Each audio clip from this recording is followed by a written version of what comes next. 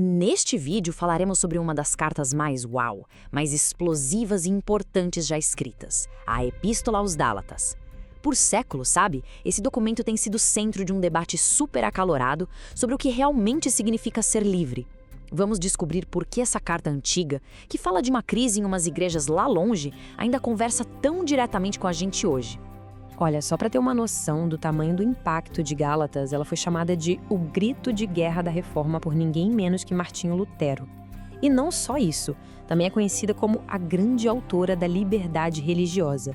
E olha, isso não é pouca coisa, né? Mostra que a gente está lidando com um texto que, de fato, mudou o rumo da história. Tudo isso por defender uma ideia radical de liberdade. Bem, no coração dessa carta, o que a gente encontra é uma luta pela verdade. E não é uma verdade abstrata, teórica, não. É algo que mexe com as nossas questões mais profundas. Como é que a gente encontra alegria de verdade? Como é que a gente se livra do medo, da culpa? Gálatas encara essas perguntas de frente. Mas para entender a urgência da resposta, a gente precisa primeiro saber para quem ela foi escrita. E isso nos leva direto para lá, para as pessoas que estavam no centro desse conflito. Conhecer essa galera é fundamental para a gente sentir a paixão e a urgência na voz do apóstolo Paulo. A carta foi enviada para um grupo de igrejas na região da Galácia do Sul. E aqui está o pulo do gato para a gente entender a confusão toda. A maioria dessas pessoas eram gentios, ou seja, não eram judeus. Como eles eram recém-convertidos, vindo de uma cultura totalmente diferente, eles acabaram ficando, assim, bem vulneráveis a uma mensagem nova e confusa que começou a aparecer por lá. E essa vulnerabilidade, pois é, ela foi explorada. Pouco tempo depois de Paulo fundar essas igrejas, uma influência sinistra, como uma das nossas fontes descreve, começou a se infiltrar. Tinha alguma coisa corrompendo a mensagem original da liberdade. E Paulo, bem, ele precisava agir, e rápido. Mas quem eram esses infiltradores? Eles ficaram conhecidos como judaizantes. Eram pessoas que se diziam cristãs, muitas delas vindas da seita dos fariseus, mas que batiam na tecla de que, para um gentio ser um seguidor de verdade de Cristo, ele precisava antes de tudo se tornar basicamente um judeu. A estratégia deles era bem esperta, com duas frentes. Primeiro, eles atacavam um mensageiro, o próprio Paulo, dizendo que a autoridade dele não vinha direto de Deus. E segundo, eles distorciam a mensagem, insistindo que só a fé em Cristo não era o bastante. Eles adicionaram uma condição: a circuncisão e a obediência à lei de Moisés eram essenciais para a salvação. Tá, mas qual era a armadilha nisso tudo? Por que essa pequena adição era tão perigosa? Parecia só mais um ritual, uma regra a mais, né? Mas, na verdade, isso mudava absolutamente tudo. A diferença gritante está bem aqui. O evangelho que Paulo pregava era papum. A fé em Cristo leva à salvação. Ponto final. Já o evangelho falso dos judaizantes colocava um sinal de mais. Fé, mais as obras da lei, levariam à salvação. Esse pequeno mais, nossa, ele transformava a liberdade num peso e a graça numa obrigação.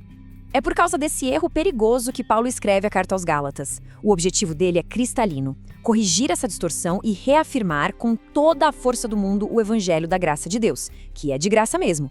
E ele não poupa palavras. Dá para sentir a paixão e a indignação dele em cada linha. O conceito central que Paulo usa para demolir o argumento dos judaizantes é a justificação pela fé. E o que é interessante nesse termo é o que ele significa: ser declarado justo diante de Deus. Não por algo que a gente fez, não por mérito, por seguir regras, mas simplesmente pela fé em Cristo. É como um status que a gente recebe, não um troféu que a gente conquista. E aqui está o clímax do argumento de Paulo, a frase que bota os pingos nos is. O homem não é justificado por obras da lei, mas sim mediante a fé em Cristo Jesus. Isso aqui é a declaração de independência do cristianismo.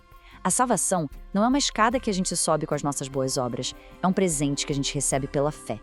Ok, ser declarado justo pela fé é a base.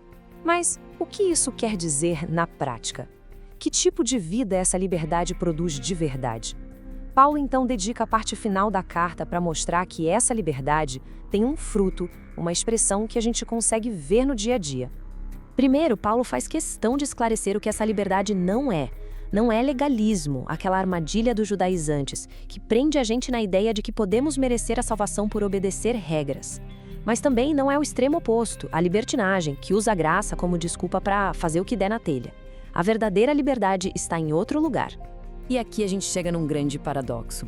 A verdadeira liberdade, segundo Paulo, a gente encontra quando se torna escravo de Cristo.